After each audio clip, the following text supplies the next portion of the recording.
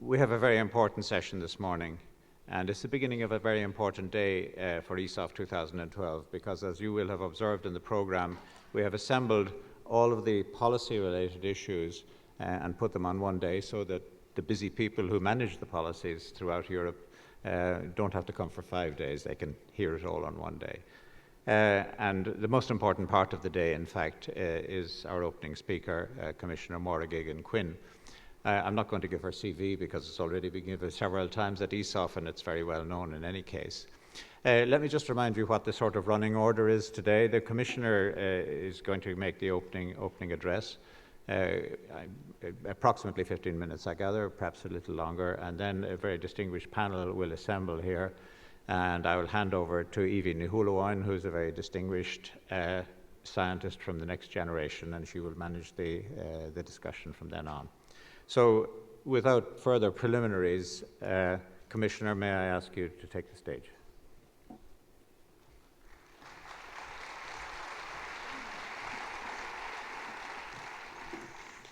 Chahirli agus roiine uisle bhile mar dúsar agur me fear bhródú le bheithin seo maidin agus school me súl go méid díspóireacht breá bríomhar agan a gatha an uairich leig. Ladies and gentlemen, I'm immensely proud that the Euroscience Open Forum is taking place in Dublin this year. And I'm proud that Ireland has gone even further by embedding into it a whole year of science through the Dublin City of Science 2012 initiative. Ireland can hold its head up high in scientific circles. For example, it was an Irishman, John Tyndall, who made a breakthrough in the understanding of light that later led to the development of fibre optics, vital to 21st century communications. And an Irish woman, Jocelyn Bell Burnell, arguably made the greatest astronomical discovery of the 20th century when she found pulsars. Jocelyn is here today. Indeed, this is a unique gathering, bringing together world-renowned scientists, young researchers, policymakers, Irish, European and international media, and indeed members of the general public. It's a great opportunity for me, of course, to set out my thoughts as I reach the middle of my term as the European Commissioner for Research, Science and Innovation. Since taking up the job, I have encountered on an almost daily basis fantastic science, and more often than not, the scientists who carried it out. In my long experience of public life, this has been one of the most fascinating positions that I've held. It has been a privilege, particularly as a non-scientist, to see at close quarters how science works. I've drawn some clear conclusions. The first is how important it is to respect the rational methods of science. The second is the equal value of and close connection between curiosity-driven research and challenge-driven research, which aims to solve defined problems, whether for industry, public policy, or wider society. The third is a growing determination to put science at the heart of Europe and Europe at the heart of science. Indeed, that's why I believe it is so important that in Euroscience we have a Europe-wide grassroots organisation which shares these goals. I will elaborate on each of these 3 points. First of all, why do I think that it's necessary to underline the value of the scientific method? Surely that's to state the obvious. Well, I'm not so sure. The means of expression are being democratised, and while this is positive, it carries some risks. The authority of scientists and other experts may be undermined. I worry that we may be sliding into a situation where arbitrary opinion is given the same weight as tested and verified truth. It's not that scientists know everything, they don't, and they're always very keen when I meet them to stress this, but the scientific method makes us and forces us to think in a rigorous and disciplined way. It is integral to European culture, it makes progress possible, it's the best means we have of establishing the truth. It must be upheld, and politicians should rely heavily on evidence-based advice from scientists to allow us to make informed decisions. Of course, they cannot be the only people that we listen to, but they are very important. This brings me to the second question. To what end should we deploy the scientific method? What kind of research should we be doing?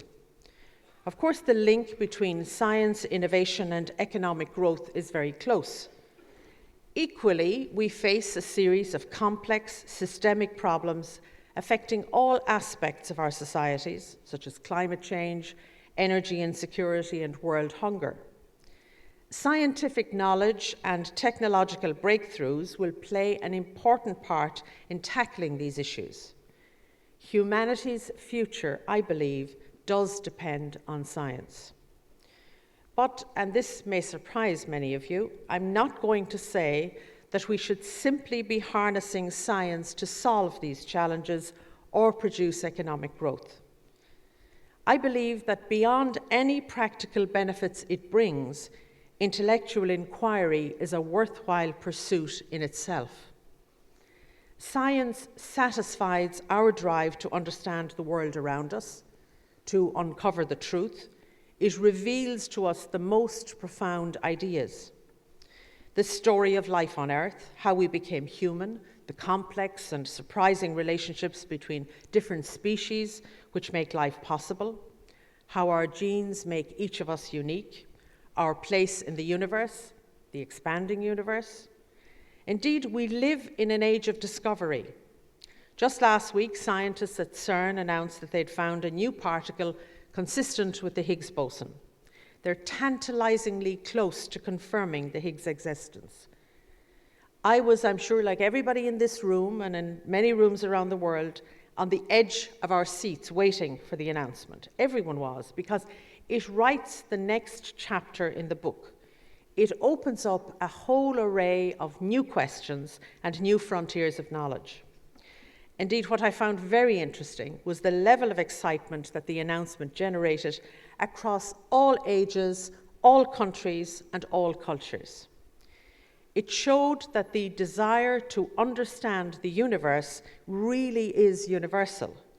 Even children often ask cosmological questions. So for me, it's about achieving a balance between challenge-driven and curiosity-driven research. Indeed, even if we were only interested in achieving our policy goals, which is not the case, we could not do that simply by funding challenge-driven research. Because we all know that curiosity-driven research can provide breakthroughs that cannot be predicted beforehand. Silicon chips, for example, resulted from the fundamental breakthroughs in quantum mechanics, but I doubt that Niels Bohr had any inkling that his ideas would eventually lead to the development of whole new industries, such as consumer electronics and telecommunications. And of course, Tim Berners-Lee developed the World Wide Web as an information system, management system for CERN scientists. A couple of decades later, it has transformed the way we live, how we work, and indeed how we socialize. I would also point out that challenge-driven research can lead to fundamental discoveries too. For example, trying to improve the design of aircraft wings has led to breakthroughs in the science of fluid mechanics. So it's important to strengthen both curiosity and challenge-driven research, and that is what we intend to do. Let me turn now to my third point. Earlier I said that we need to put science at the heart of Europe and Europe at the heart of science. So what do I mean by that, and how do I intend to achieve it? Well, first and foremost, at a time when budgets are very tight everywhere, the European Commission is proposing more money for science. We've proposed an increase from €55 billion in the current 7-year budget to €80 billion in the next one to fund our new research and innovation programme, Horizon 2020. But as you would expect in these difficult times, negotiations on the next EU budget will be very tough. Not everyone is convinced that the €80 billion for Horizon 2020 is justified, far from it indeed, and national budgets for science are also now at risk. It really is a battle to maintain the central place of science in European society, to put science at the heart of Europe. So I'm issuing a call to arms. Please get out there and make the case. Please make your voices heard. How do we propose to spend the money if we manage to secure it? The first pillar of Horizon 2020 is the promotion of excellent, curiosity-driven research. We're proposing to double the funding for the incredibly successful European Research Council, and I want to pay tribute to the ERC, which in its first 5 years has already helped more than 2,500 top researchers to follow their instincts. It's hard to believe that an organisation as young as this has already established such an enviable reputation worldwide. It's a truly impressive achievement. The second part of the programme will drive the development of new, sustainable production processes and support young, innovative companies. In the third part of the programme, funding will be challenge-based, not thematic. This will allow us to bring together research and knowledge across different fields, technologies and disciplines, including the social sciences and humanities, to really make a dent on those big problems that we face. I admit that this will be a programming challenge. It won't be business as usual, but we're determined to do it. Horizon 2020 will be complemented by the new framework for the European Research Area, ERA, a single market for ideas in Europe. The Commission will adopt it in just a few days' time. I can't obviously reveal anything or maybe everything now, but its aims can be summed up in one word: excellence. ERA will generate excellence by opening up national funding to pan-European competition and at the same time increasing cross-border cooperation. That's what excellent scientists want: to compete and cooperate. To facilitate this, we will focus on a small number of very concrete, big-ticket items for ERA, such as making it easier to strategically align funding from different member states, improving researchers' careers and mobility, and giving them access to world-class scientific infrastructures. Another important strand of ERA will be open access, which we have made the default setting in Horizon 2020. We believe that the results of publicly funded research should be freely available. ERA will be based on a smarter, sharper, much more focused partnership involving primarily member states, but also research stakeholders. That's important because in some areas these stakeholders enjoy a degree of autonomy, and so we're well placed to achieve some of the changes we want. I need all the key stakeholders, universities, research and technological organisations and research funding organisations to line up behind ERA. ERA is synonymous with excellence. It will put Europe at the heart of science. We need to build it together.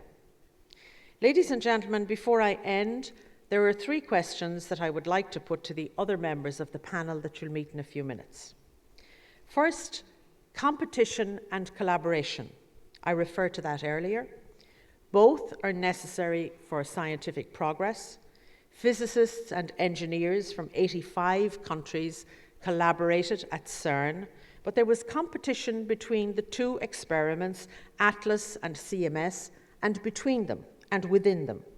We need to understand how countries decide when to cooperate and when to compete. There are technical barriers to cooperation. ERA aims to eliminate these. But in the end, it is about political will and mutual trust. So how do you think we can promote these, Torsten?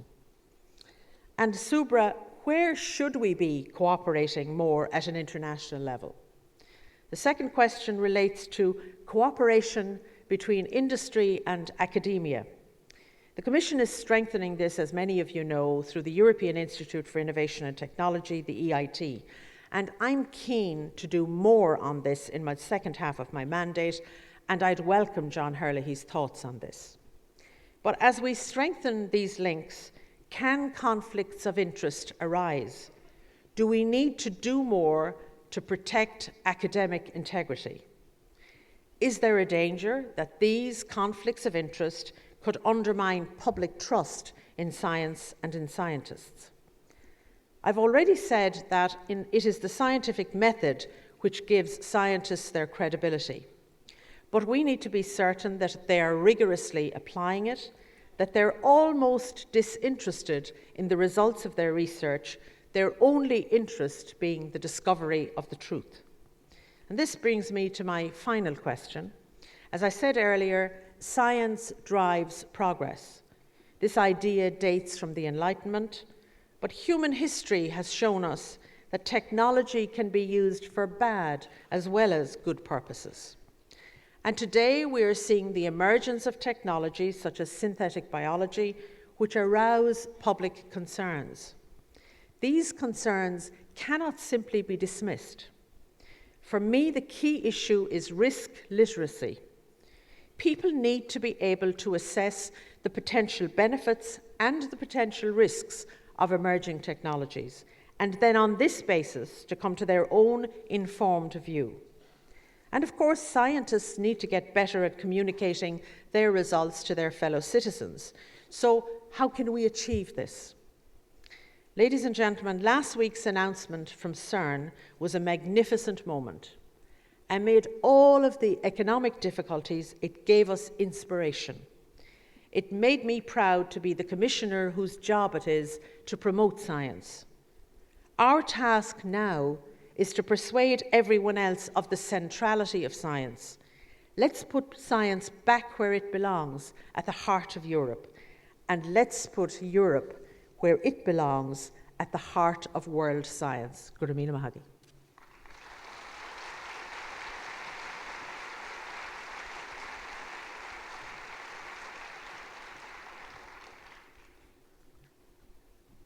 Commissioner, thank you very much for those words. Before I hand over to the panel and the chair of the panel, let me thank you for two things in particular. The first is with your opening words, where you emphasized the inherent integrity of science. That's something that the world we serve, those of us in the science community, doesn't fully appreciate, and I think it's something that we need to get across more effectively. That is that science is a self-regulating set of disciplines which produces a product which is essentially knowledge, on which society can rely simply because it has its own quality control elements built into it. And I think we can't emphasize that enough. And that distinguishes it from many of the other drivers of change in society, which are based on legacy centers of power or commitments, or indeed doctrines that come from various sources. So science is in fact unique. And the second, I think, and it came across clearly in what you said, is that your own personal commitment to and indeed leadership in the growing presence of the European central policy in driving science. I think when the history of our time comes to be written a generation from now, the decade in which we are is going to be seen as a cardinal point. And one of the drivers of change here, one of the very positive drivers of change, I think, is the way in which the Central European commitment to science for the service of society is being stepped up to a new level. And you, I think, are to be thanked for the personal commitment that you have taken to making that happen.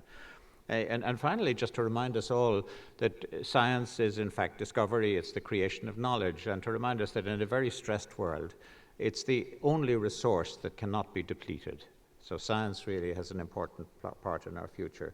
So with those closing words of thanks to you, Commissioner, for your total support for not just ESOF, but for the mission of science in society, may I hand over to Evie Nihuluhan and to the panel which is going to assemble now.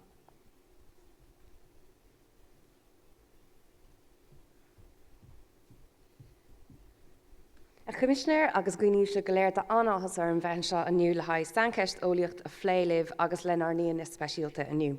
Ladies and gentlemen, you're very welcome here today to contribute to our discussion on science policy, collaboration, competition and connection in Europe. Today's discussion will be held as an informal debate, and we welcome your comments and discussions later. We're very lucky to be joined by three very distinguished guests who I invite to the stage now. First of all, Professor Thorsten Wiesel shared the Nobel Prize in Physiology or Medicine in 1981 for studies in how visual information is transmitted to and processed in the brain's visual cortex. He has taught pharmacology at Harvard Medical School and became professor and chair of the Department of Neurobiology there. After 40 years in the lab, he was invited to become president of the Rockefeller University in 1991, where he created a Centre for Studies in Physics and Biology. Since leaving that position, he's devoted himself to programs for younger scientists and in 2000 accepted the position of Secretary General of the Human Frontier Science Programme, supporting international and disciplinary collaboration between investigators in the life sciences and sponsors in postdoctoral students. In 2007, the Thorsten Wiesel Research Institute was established by the World Eye Organization at West China Hospital in China to engage in basic and clinical research. He has done much work as a global human rights advocate and currently serves on the scientific advisory boards of research institutes in Japan, China, India, and Brazil. So can we welcome Professor Thorsten Wiesel to the stage? Thank you.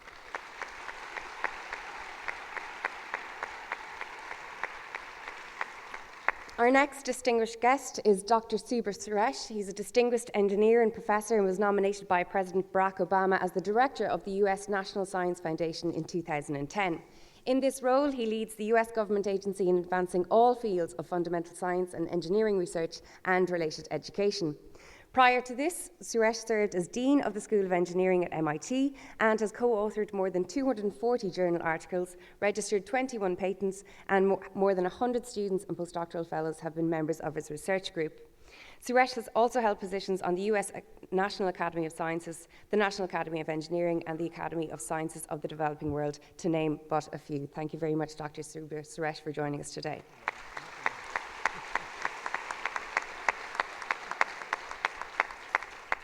And our last guest for the panel is John Hurley, Vice President for Global Ad Operations at Google. He joined Google in 2005 to grow its online sales in new and existing markets, while also extending operations in Ireland and in Poland.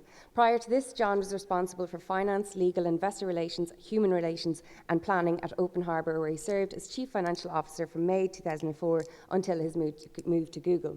He has also led both finance operations for the international divisions for a number of NASDAQ-quoted high-technology companies. He has 16 years of experience in all areas of finance, operation control, profit and loss management, acquisition integration, strategic planning, and global business. He holds a Bachelor of Commerce from UCD and is a qualified chartered accountant. Today, he leads a team of over 1,100 people in sales, operations, working with thousands of companies in 45 countries. So thank you very much also, John, for joining us.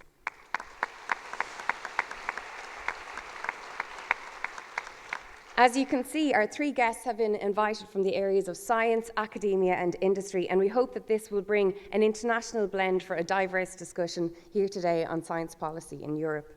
Commissioner Máire Geoghegan-Quinn has communicated the message that we should respect the rational methods of science and adhere to the rigour and evidence-based practices of research science. We should also recognise the equal value of curiosity-driven research and challenge-driven research, and that we should aim to have science at the heart of Europe, and that our group of countries should become established and renowned as leading valuable scientific research. So plenty there for discussion. So I'll refer back to Commissioner Geoghegan-Quinn's first question, and hopefully to Thorsten Wiesel might attempt to answer it. Internationally, our Commissioner has suggested that we should cooperate more, but we also need competition. So when is the time to cooperate? When is the time to collaborate? And is there political will there to have that trust between the science and the politicians? Thank you very much for before answering any questions. I'd like to commend the Commissioner for giving a very clear and positive and future-looking address to us all here. And so I think we are fortunate to have this kind of leadership at the Commission. The specific question that was asked was about what to make Europe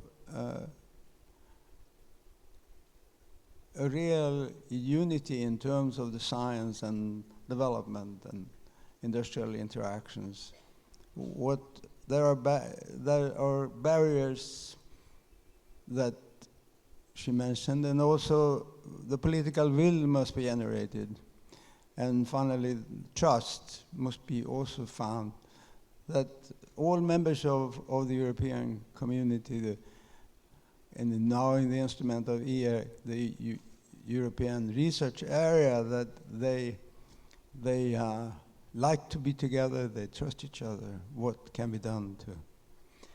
My own feeling is that the main issue here is trust.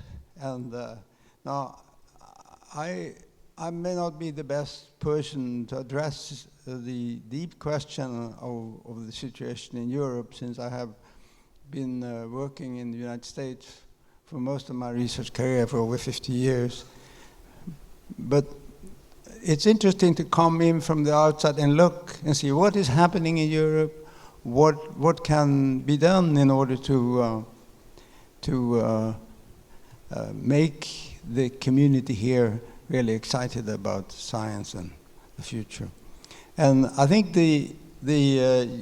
of course, the European Research Council has been, as the Commissioner pointed out, a major development here. And I think the future here of this organization is going to be instrumental to make and bring out excellence in science in Europe.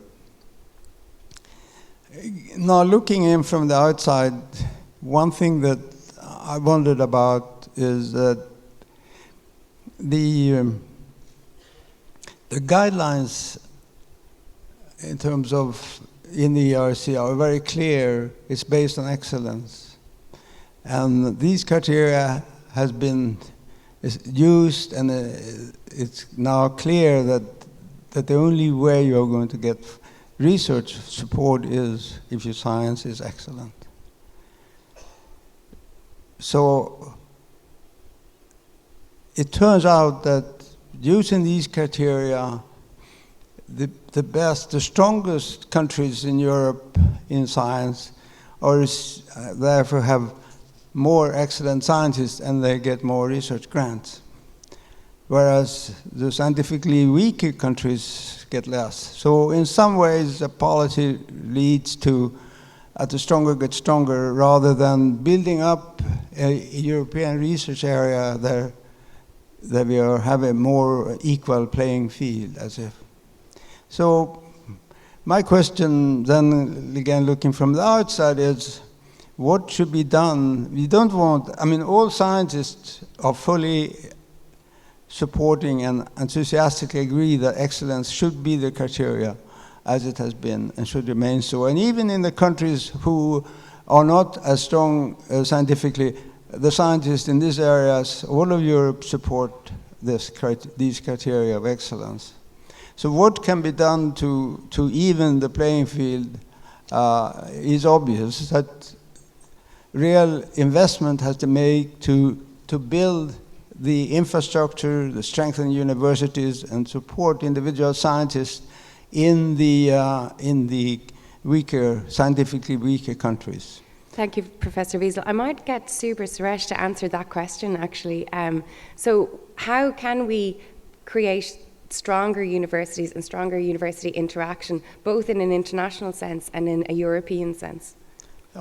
Yeah, I don't know if this is there are obviously different ways you can do that, but I'm not sure that this is a forum for me to outline my ideas on this, since I was only given 4 minutes. So I know we are short on time. It's unfortunate, but I was chatting this morning with Dr. Suresh, and he mentioned something about the Global Research Council. So is that part of where we should be going to next, and where policy should be going, both in Europe and internationally?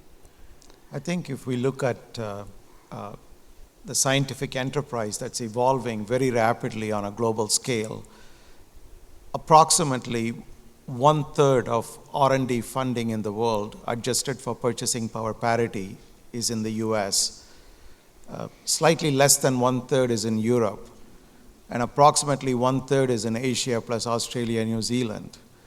And the Asian part is rapidly increasing. So if you look at their enterprise and ask the question, what needs to be done so that science flourishes all over the world, there are some basic issues that need to be addressed, because if we do things on a global scale, and science has always been global, but now funding has become extremely global and interacting in an unusual way that we are not used to, the question is the following. How do we ensure that we have common values? How do we ensure that we have principles that are mutually developed and shared and accepted? Until that happens, I think international collaboration will not be as effective as it should be. So we can go deeper into this. What do we mean by these principles? These principles involve commonly shared ideas about what constitutes scientific peer review, what constitutes research integrity, what constitutes a mechanism for intellectual property, respect for intellectual property, protection of intellectual property, mechanisms and institutions that ensure that there is free mobility of people. So these are the kinds of things that collectively we need to develop. And one of the, a couple of months ago, heads of funding agencies from about 47 countries gathered in Washington to try to at least begin to discuss on a global scale that involves not just Europe and North America, but also developing countries that are investing at a much higher rate than either Europe or North America into the scientific enterprise to talk about these issues. So I think we are somewhat pleased and optimistic about the prospect of this group continuing to look at the future of the scientific enterprise so that we can develop commonly shared principles so that maybe 5 years down the road or 10 years down the road, we will be in a position to say that we can address grand challenges in a much more coordinated way using principles that we all accept and agree to. Thank you. Thank you very much, Dr. Suresh. On a slightly different point now, John, do you think that there's possibly a reticence for the academic community to get involved with industry? And what do you think, what role does industry have within academia? So maybe a couple of thoughts here. First of all, I think Google itself started as a research project. And we believe that a thriving R&D ecosystem is really necessary to solve the key challenges of the 21st century. The internet itself is the outcome of a research project and is hugely contributing today to reshape how R&D is done. It opens up new opportunities for anyone to create and collaborate in developing new and useful inventions, and then the rise of open source software like Linux and knowledge communities show the power of that online collaboration. So my sense is things are happening in the background to facilitate that collaboration more and more. But if you think about then industry and the universities coming together, a lot of times I think grand challenges are a great way of doing it at a relatively low cost. And a grand challenge is an ambitious research problem with a clearly defined outcome that governments can attach a reward to. Typically, academic teams compete in grand research challenges, but their research and inventions can have huge benefit for the private sector. And the mechanism of a prize aligns the incentives of the private sector actors and the academics when they organize resources, talent, and time towards that challenge. So if I was to take two examples, the idea of self-driving cars.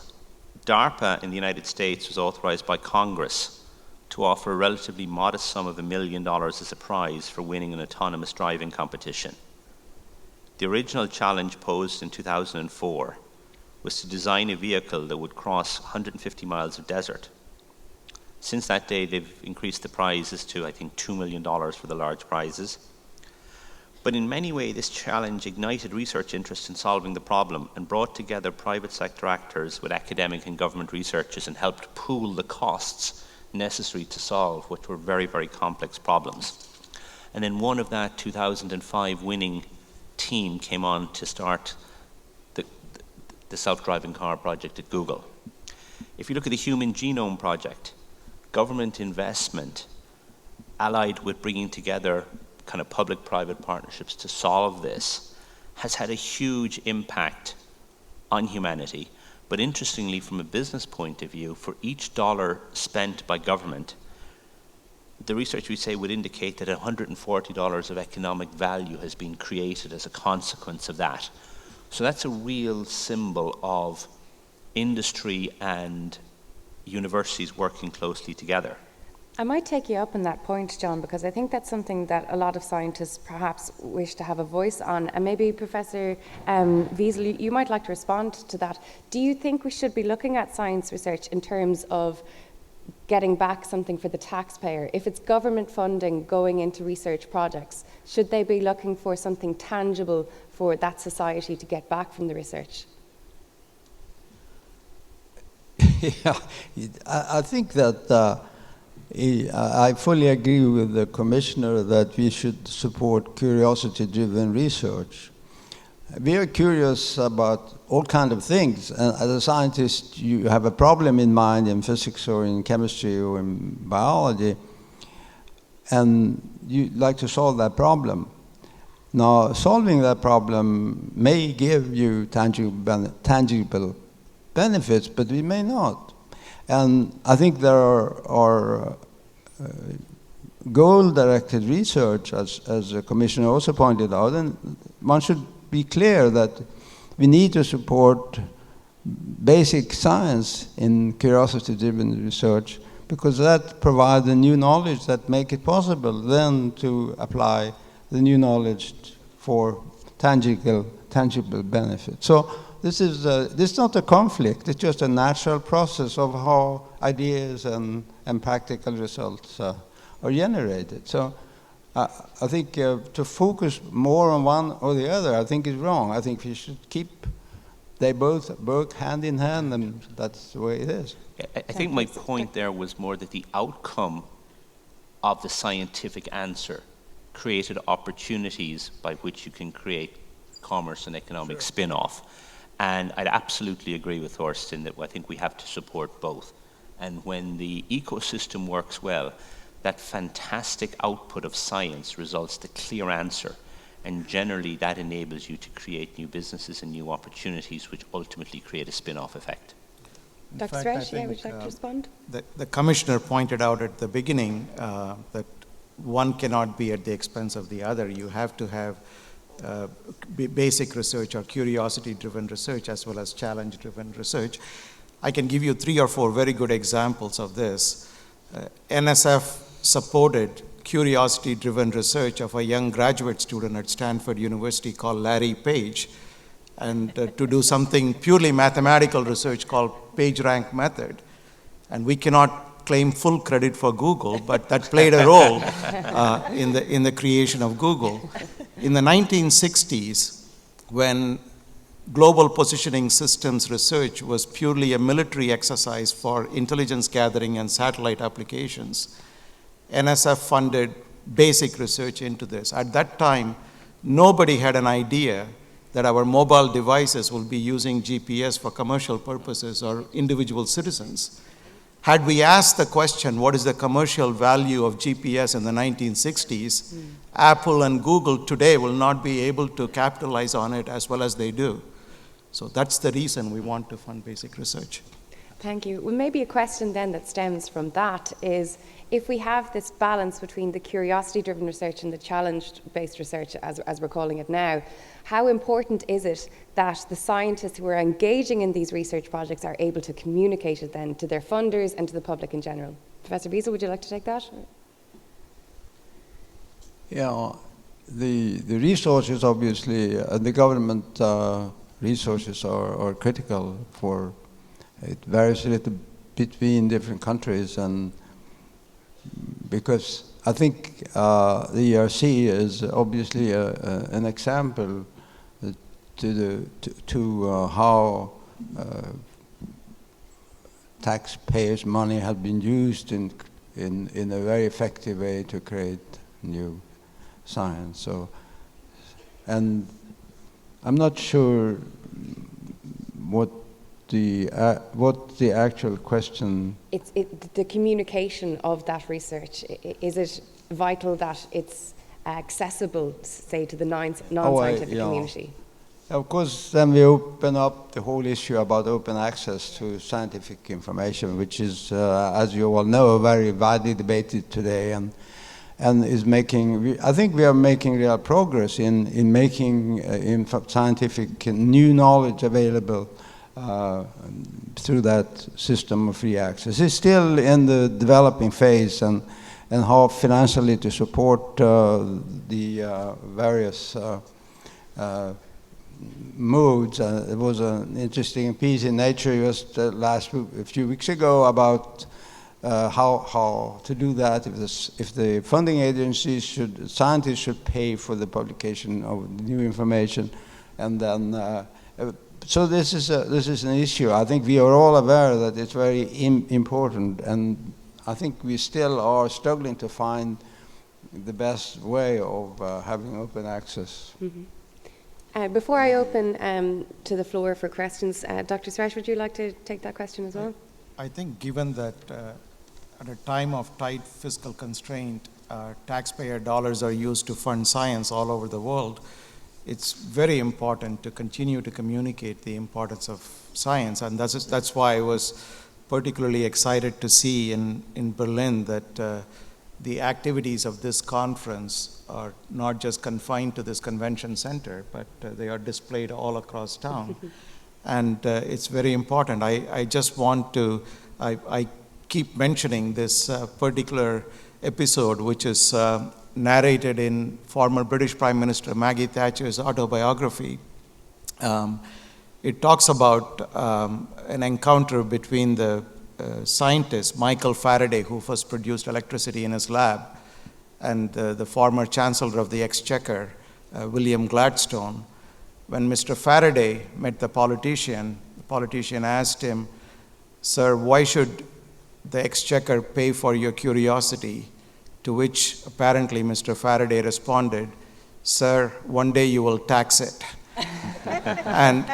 and the taxpayer money that goes into science, as John mentioned, brings back many, many times the investment to the taxpayer and to the treasury.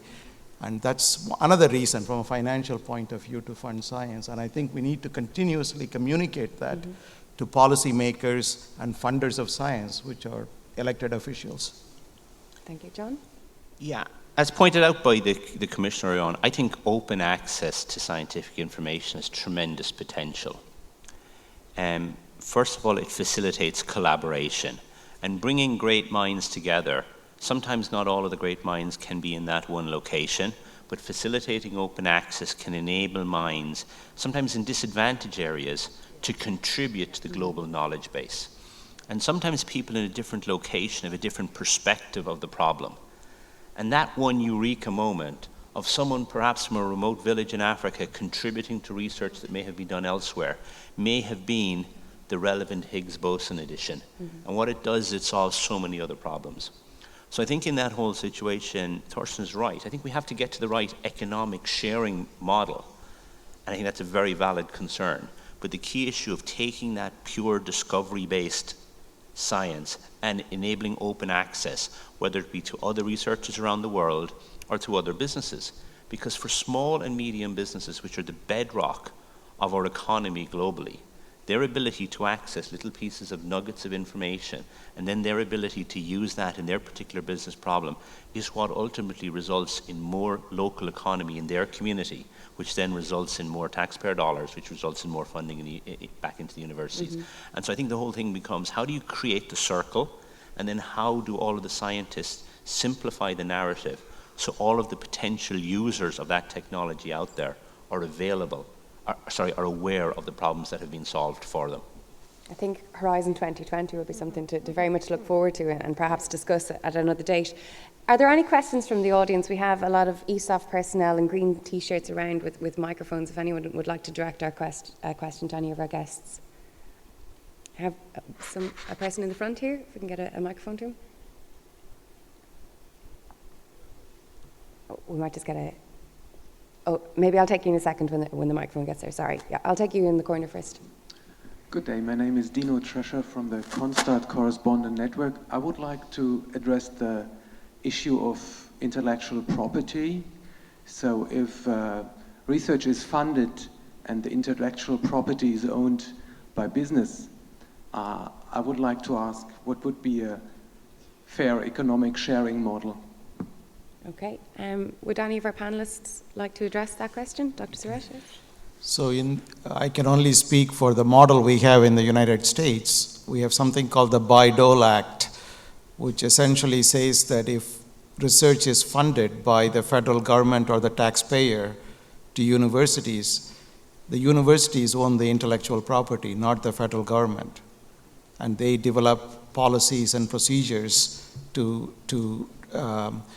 license that property based on some principles. So that's a mechanism that has been followed in the US for decades, and I hope that answers your question. Okay, thank you. Another question here at the front. Let me touch the problem which I would call double loyalty of scientists. Scientist as a person is responsible for new findings, new discoveries, and scientific truth. At the same time, each scientist is a member of the society, and he or she is a citizen.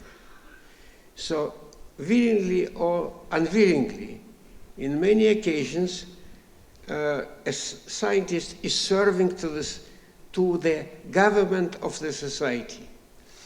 And as it was said by one well-known German scientist during the Nazi era, there are periods in history when capital treason is the best, the most patriotic duty. Can we say that this time is over? No. We see several countries where scientists are working on atomic weaponry, and it is not only their responsibility to stop this work, it is the responsibility of the whole scientific community to press upon them. Can I ask stop helping your government to do something which can be damaging to all the humankind. So the question then is related to ethics of science research, would you say? You can call it ethics if you want, but when people are saying ethics, it is something tiny. I'm saying this is a global responsibility of a scientist for the future of the mankind, which is more than simply ethics. I think you've answered your own question there, actually. Thank you very much. But would anybody like to take that up? Is there an international possible research conscience that we should all be collaborating together as opposed to competing with one another for the next big Higgs boson? Yeah, just listening to the question, it's a very interesting discussion have come up because of the modification of viruses that could be could have, if you modify viruses, they can be more infectious and spread, and also be using as a weapon. So that has to be, to me, have been a very good discussion that doesn't refer only as a questioner to the government have a policy that one doesn't want to support. But here is a more general question about the responsibility of a scientist to see to that things are not harmful to humankind. I was going to say, Evie, that I think the question was a challenge to the scientists present rather than to the policymakers. But insofar as European policy is concerned, we have very, very strict ethical standards. And I think that that's important. I think it's something that is very much appreciated also by the scientists, but particularly by the general public. particularly in areas that are sensitive and where they perhaps don't understand exactly what's happening, and they want to make sure that their taxes are used to fund research that is very strictly controlled by ethical standards.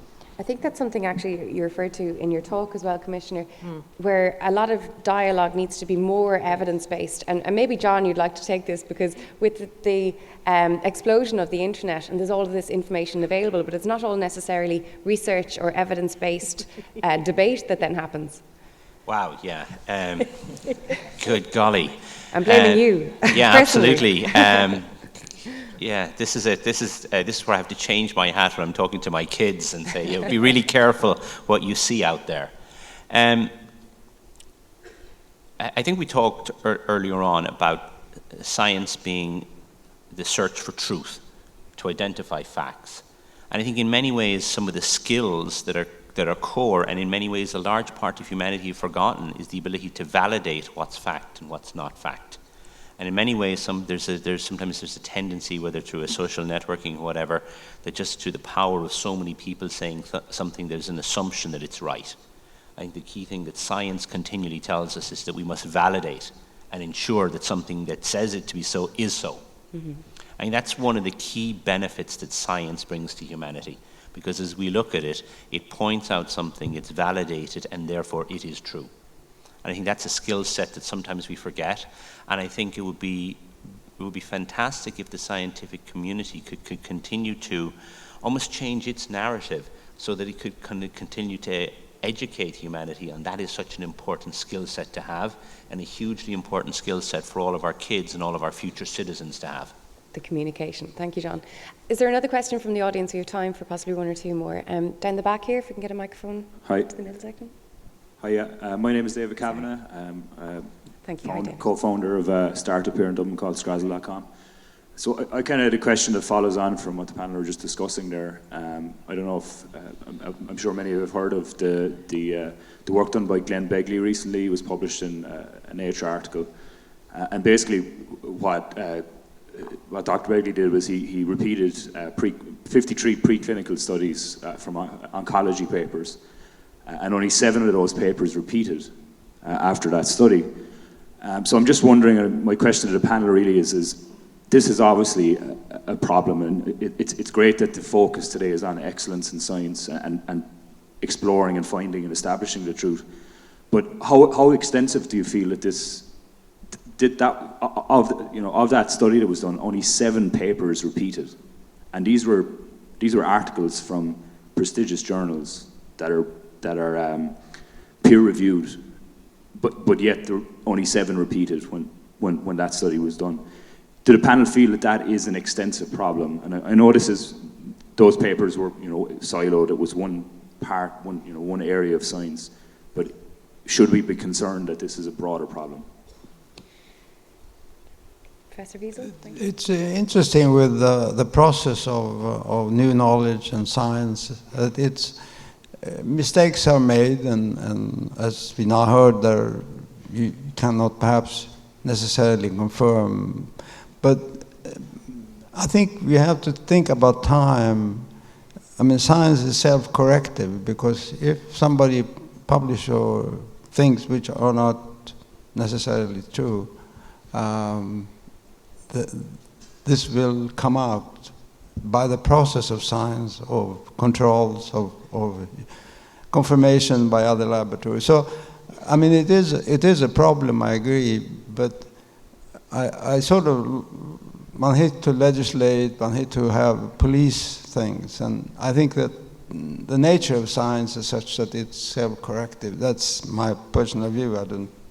My colleagues may have. And Dr. Suresh, if you'd like to address. I think one of the wonderful things about science, which the Commissioner also mentioned in her opening remarks, is that ultimately it's self-correcting. But with respect to the issues that you bring up, and that those were in the article in Nature recently, there are 2 trends that are contributing increasingly to the concern that you point out. One is that the speed with which information gets out is much faster than the speed with which science is able to police itself. or scientists are able to police themselves. And because of the increasing gap in the efficiency of those two processes, there is a likely chance that we're going to have more of these things that come up. The second factor I think that's contributing to this is the fact that science has become increasingly multi-institutional, multi-investigator, or oftentimes multinational, and multidisciplinary, of course. And given that you have many, many different groups that are contributing to a particular paper, the ability of each of those authors of a particular paper to ensure that the right information and the correct information gets in becomes increasingly difficult from a human point of view. And I believe that that's also contributing to some of these seemingly increasing errors or mistakes or sloppiness, whatever you want to call, in scientific publications. Thank you very much. Unfortunately, I've been told that we're actually out of time, and I know there's a lot more questions, and I'm sure the discussion will continue here in the conference centre. But I'd like to thank our guests for joining us today and for contributing to this discussion. So if we can give a round of applause to Professor Torsten Wiesel, Dr. Siba Suresh, John Herlihy. Thank you very much. And also, thank you very much to Commissioner Máire Geoghegan-Quinn for hosting this discussion today. I hope you enjoy the rest of your conference. Go Máire Slán.